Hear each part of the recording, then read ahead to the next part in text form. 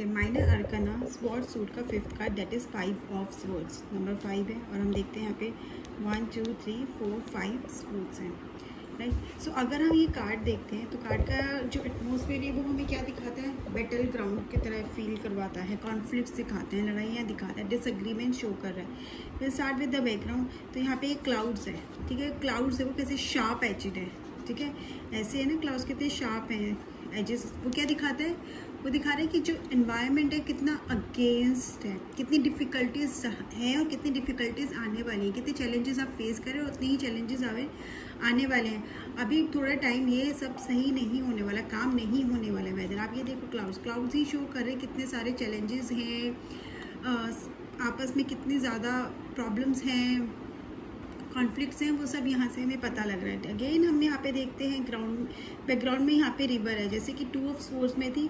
Swords card किसके लिए, practicality show करते हैं कि हम प्रैक्टिकल डिसीजन लेते हैं, लेकिन सब में कहीं ना कहीं वाटर सोर्स है। वाटर सोर्स क्या दिखाता है, हमारे सबकॉन्शियस लेवल को दिखाते हैं, जो कि यहाँ पे कहीं ना कहीं कामनेस है। तो वो ये क्या शो करे, if will connect over subconscious level पे, तो शायद वो कामनेस हम अटेन कर सकते हैं, लेकिन हम है ही नहीं। हम कहाँ पर, हम बहुत ज़्यादा प्रैक्टिकल उसमें सोच रहे हैं, बहुत ही ज़्यादा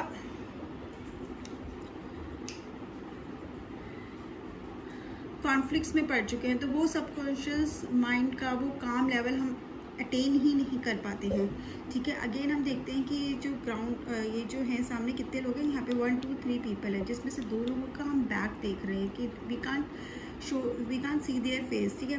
और उनके हाथ में स्वॉर्ड्स जो उनकी गिरी हुई हैं, और विल सी कि उनका कैसे हेड डाउन है, जैसे एम्बेरसमेंट हो गई, डिफीट, ठीक है। ये क्या दिखा रहे हैं कि ये लोग हार गए हैं। और यहाँ पे एक बैटल ग्राउंड था, जो भी कंडीशन, जो भी केस था, ठीक है। ये 2 लोग थे या कुछ लोगों में कॉन्फ्लिक्ट था, ये 2 लोगों में कॉन्फ्लिक्ट था, जिसमें से 1 पर्सन हैज़ लॉस्ट। और वो इतना ज़्यादा उसको बुरा लग रहा है कि वो पर्सन बहुत ज़्यादा एम्बेरस है, या वो एक्सपेक्ट भी नहीं कर रहा था उसकी हार हो जाएगी या उसकी वो हार हो गई है। ये एक चीज़ और भी दिखाता है, ये हार हमारे सिर्फ उन्हीं की नहीं दिखाता जो हमारे अगेंस्ट है, बट हमारे कहीं ना कहीं उसके भी दिखाते कि we have defeated our weaknesses और we have not faced our weaknesses. कोई भी हो सकता है, हम धीरे धीरे समझेंगे। सो ये क्या है कि हाँ, दिस पर्सन हैज़ डिफीटेड, ये पर्सन कौन है, ये विनर है। अब ये देखो विनर के हाथ में 2 स्वॉर्ड्स है। 2 स्वॉर्ड्स क्या इंडिकेट कर रही है, उसका वो प्राइड, वो शो ऑफ करना कि देखो मैं जीत गया हूँ। लड़ा तो एक ही से होगा ना, लेकिन 2 क्या दिखा रहा है, वो के ट्रॉफी की तरह जो उसने वो स्वॉर्ड्स उठाई हुई है कि हाँ मैं जीत गया, वो जीत दिखा रहा है उसकी, ठीक है। अगर हम इसका पूरा वो भी देखेंगे, एटीट्यूड भी देखेंगे, तो आप ये देखो उसका जो फेस है ना, उस पर प्राउड, मतलब प्राइड है। प्राइड कोई गर्व वाला प्राइड नहीं होता, नहीं है। ये देखो मैंने हरा दिया, एटीट्यूड है, घमंड जिस नहीं होता वो वाला हम देख रहे हैं। रीज़न हो सकता है कि ये भी एक टाइम पे बहुत ज़्यादा इसको मोक किया गया, which is different. But right now क्या है, राइट नाउ वो अंदर एक मोक वाली फीलिंग है। सामने वाले को हरा तो दिया, उसके बाद उसको वो भी करना है, अशेम भी करना है, उसको गिल्ट, उसको रियलाइज़ करवाना है, देखो तुम हार गए हो और मैं जीत गया हूँ, मुझे ही जीतना था, मैंने तो पहले ही बोला था कि मैं ही जीतूँगा। एक वो वाले सिचुएशन भी दिखा रहा है। So all in all card अगर जनरल रीडिंग में आता है तो क्या होगा, कार्ड अगर जनरल रीडिंग में आता है तो जनरल रीडिंग में कार्ड का मतलब है कि सिचुएशन जो है वो डिफ़िकल्ट आने वाली है, या डिफ़िकल्ट सिचुएशन चल रही है, जिसमें आपको अपनी स्ट्रेंथ से नहीं लड़ना है, लोगों से नहीं लड़ना है, बट ये जो वीकनेसेस हैं आपके अंदर की उसको, ये जो क्या है, ये प्रैक्टिकल गुस्सा भी दिखा रही है। पर्सन है बहुत इम्पल्सिव है, बहुत एग्रेसिव है, और अपने एग्रेशन में वो कुछ भी बोलता है ये सोचे बिना कि सामने वाले को कैसा फील होगा। उसको बस जीतने से मतलब है, मैंने जो बोल दिया वो सही है, खुद को सही प्रूफ करने से मतलब है। तो कहीं ना कहीं वो दिखा रहा है सिचुएशन अगेंस्ट में है नहीं, शायद हमने उसको अगेंस्ट में कर लिया। उसको अगेंस्ट में हमने कैसे कर लिया, अपने बिहेवियर से कर लिया। हमें लग रहा है कि सब हमारे अगेंस्ट हो गए, बट हम ये समझ नहीं पा रहे कि शायद गलती हमारी ही है, हमारा ही बिहेवियर में प्रॉब्लम है। कहते हैं ना सेल्फ सैबोटेजिंग बिहेवियर, खुद ही का डिस्ट्रक्शन कर लेना, खुद ही के लिए गड्ढा खोद लेना, वो चीज़ है। अभी तो उसको लग रहा है जीत गया, लेकिन ये नहीं देख रहा कि अकेला भी पड़ गया है, कोई है नहीं इसके साथ। ये 2 हैं, हमें ये दिख रहा है कि हाँ इनसे लड़ाई की, बट ये 2 वो लोग भी हो सकते हैं जो शायद इसके दोस्त थे या शायद इसके वेल विशर थे और उसको एडवाइस देना चाहते थे कि तुम ये करो, लेकिन नहीं, उसको नहीं सुननी है। उसने उनके साथ आर्ग्यूमेंट करना है और उनको ये रियलाइज़ करना है तुम मुझे क्या बोल रहे हो, तुम कौन सा सही हो, या उनको उनकी गलतियाँ दिखानी है, उनको उनकी वीकनेसेस शो करनी है, जबकि वो उसको एडवाइस करे कि तुम्हें क्या करना चाहिए जो तुम्हारे लिए अच्छा होगा। तो कहीं ना कहीं अगर ये कैरेक्टर के बारे में कहा रहा था तो इट्स नॉट वेरी पॉजिटिव। जो पर्सन है बहुत ज़्यादा आर्गुमेंटेटिव है, उसको बस जीतने से मतलब है, उसको बस अपनी बात प्रूव करने से मतलब है, और उसको लगता है कि लोग उसके अगेंस्ट है, बट ऐसा नहीं है। प्रॉब्लम ये है कि वो भी किसी की सुनना नहीं चाहता है, वो भी बोलने से पहले सोचता नहीं है सामने वाले के लिए कि वो क्या बोल रहा है, ठीक है। Again 5th number communication skills का दिखाते हैं, बट यहाँ पे कम्युनिकेशन स्किल्स कौन से नेगेटिव इम्पैक्ट क्रिएट कर रही हैं, ठीक है। वो पर्सन बहुत ही स्ट्रेट फॉरवर्ड हो जाता है, बहुत कहते हैं ना जैसे एक शार्प लैंग्वेज यूज़ करता है जिससे सामने वाला एकदम हर्ट हो जाता है। तो ये पर्सन हो सकता है हर्ट कर रहे, और ये दूसरों को हर्ट करने पर इसको बुरा भी नहीं लग रहा, मतलब उसको लगता है मैंने तो सच ही बोला है ना, फिर मुझे क्यों बुरा लगेगा, सच कोई बर्दाश्त नहीं कर सकता, ऐसा एटीट्यूड है इसका, ठीक है। अब अगर ये कार्ड आ जाता है अलग अलग एस्पेक्ट में, लाइक लेट्स से फिनेंस में आ जाता है, तो कहीं ना कहीं अगर आप फाइनेंशियल प्रॉब्लम फेस कर रहे हो तो आपने खुद ही क्रिएट करी है फाइनेंशियल प्रॉब्लम्स। आपको पता था फाइनेंशियल क्रंचेस हैं, आपको पता था इतना बड़ा लोन आप रीपे नहीं कर पाओगे, तो आपने क्यों लिया इतना बड़ा लोन? अगर लिया था तो आपको कुछ ना कुछ उसके लिए रखना चाहिए था, या उसके बाद अपने खर्चे पे कंट्रोल करना चाहिए था, लेकिन आप खुद में इतने ज़्यादा इन्वॉल्व थे, या कि आपको ये था कि खुद को नीचा नहीं दिखाना था, तो आप खर्चा करते चले गए। तो कहाँ गलती आपने खुद ही की है। Now you are facing the challenge, और अभी भी आप एक्सेप्ट नहीं कर रहे हो कि आप उस प्रॉब्लम में हो।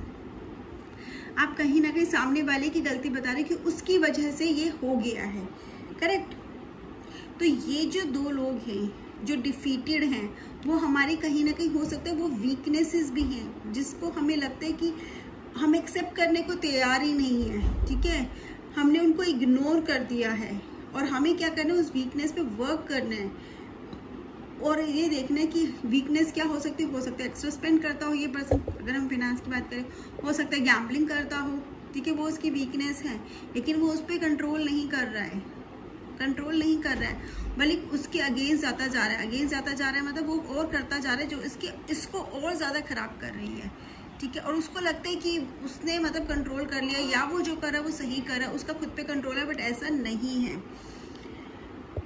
और कभी कभी क्या होता है ना, ऐसी सिचुएशन में क्या होता है, हमारे कभी कभी स्ट्रेंथ्स भी हमारे लिए वीकनेस बन जाते हैं, क्योंकि हमारा खुद पे जब कंट्रोल नहीं होता, इतने इम्पल्सिव डिसीजंस होते हैं। और ये कार्ड बहुत ज़्यादा दिखाते हैं कि आप बहुत इम्पल्सिव डिसीजन लेते हो। तो फिनेंस में आपने ज़रूर कोई ना कोई इम्पल्सिव डिसीजन लिया है, एकदम से आपको अच्छा लग रहा, आपने ले लिया है, आपने बोला नहीं मैं तो इसमें कर ही लूँगा। खुद का जो ओवर कॉन्फिडेंस है, वो ओवर कॉन्फिडेंस भी कहीं ना कहीं शो कर, उसी की वजह से आज आप प्रॉब्लम्स फेस कर रहे हो।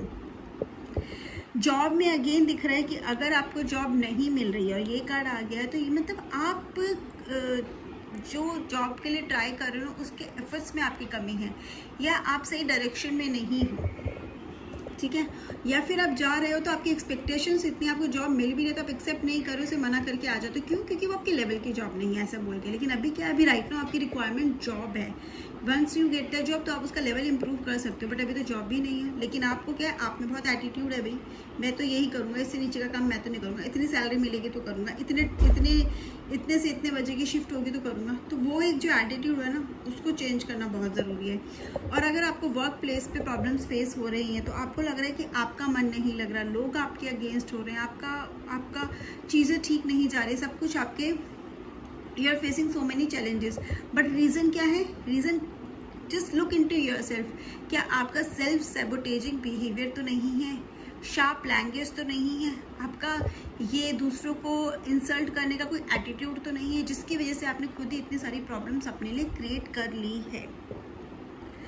और अगर रिलेशनशिप में एक कार्ड आ जाता है, सिंगल है, तो वो पर्सन ऑब्वियसली वो ऐसा पर्सन है कि जो भी उसके साथ रहेगा तो उसको ये है कि वो जैसा बोल रहा है वैसा करना पड़ेगा, या जिसके इंसल्ट बर्दाश्त करे।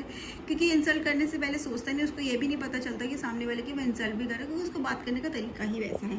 बट हर कोई एक्सेप्ट नहीं करता। अगर आप एक्सेप्ट कर सकते हो तो आप ऐसे पर्सन के साथ रह सकते हो, लेकिन कहीं बहुत ज़्यादा कॉम्प्रोमाइज़ अगर आप करने को तैयार हो, क्योंकि वो नहीं बदलने वाला, उसका दिख नहीं रहा है ना, आप फेस देखो, वो चेंज नहीं होगा, उसको तो मज़ा आता है, ठीक है। अगर रिलेशनशिप भी कहीं ना कहीं रिलेशनशिप में भी प्रॉब्लम्स दिख रही हैं, या तो आप टाइम नहीं दे रहे हो, ये भी हो सकते हैं। Maybe you are cheating on a person, loyal नहीं हो, टाइम नहीं दे रहे हो, इंसल्ट करते हो, कुछ भी बोल देते हो, तो प्रॉब्लम है। अगर रिलेशनशिप्स है तो आपकी वजह से, या आपका पार्टनर ऐसा है जिसकी वजह से प्रॉब्लम आ रही है, तो बात करके देख लो। बट प्रॉब्लम सॉल्व होने के चांसेस थोड़े कम ही हैं, क्योंकि अगर ये पर्सन चेंज हो जाए तो ब्रेक तो एक लेना पड़ेगा, तभी पता चलेगा ये पर्सन में कितने चेंजेस आए हैं। सो कम्युनिकेशन तो है ही है, बट उसके बाद भी अगर ये रिलेशनशिप में करते हो इट्स नॉट वेरी गुड। और कहीं ना कहीं अगर आ रहा है येस नो में, तो नो ही है। आपको मूव ऑन करना ही बेटर है। In case if you still feel like कि हाँ कोई चांसेस है तो ठीक है, एक चांस दे के देख लो, बट उसके लिए आपको ब्रेक लेना पड़ेगा, ऐसे ही नहीं होगा। करेक्ट। और अगर हेल्थ में आ जाता है तो हेल्थ में ये क्या, हेल्थ में भी आप बहुत ज़्यादा वो हो कि मेरे को तो कोई हेल्थ इशू जैसे हो ही नहीं सकता, आप केयरफुल नहीं हो, आप डॉक्टर से कम्प्लीटली बताते नहीं हो, खुल के बात नहीं करते हो, और आपका जो मन करता है वो करते हो, लेकिन जो करना चाहिए वो नहीं करे, जिसकी वजह से प्रॉब्लम है, वो प्रॉब्लम बहुत ज़्यादा बढ़ सकती है। सो ये एडवाइस में आप बोलोगे कि take care of yourself. हाँ, एट टाइम्स आप इतने इंटेलिजेंट हो कि लोग आपके एडवाइस लेने आएंगे। ये कार्ड में ये भी बहुत है कि पर्सन इज़ इंटेलिजेंट। ये सोर्स के कार्ड बहुत क्लियरली शो करते हैं अगर कैरेक्टर के बारे में कि पर्सन की इंटेलिजेंस बहुत अच्छी है, मतलब बहुत शार्प माइंड है, और अगर वो कोई काम का सोच लेने कि उसको वो काम करना, तो विल पावर भी उसकी स्ट्रॉन्ग है, वो करके रहेगा। विल पावर स्ट्रॉन्ग है तभी तो वो जीता ना। तो ये दो एस्पेक्ट बहुत अच्छे हैं इस कार्ड के। गिव अप करने वालों में से तो नहीं है, ठीक है, ये पर्सन। सो अगर येस नो में कार्ड है तो उसका ऑब्वियसली आंसर नो ही है, ठीक है। So this is all about the card. Still you have a question, you can ask. Bye and have a great day.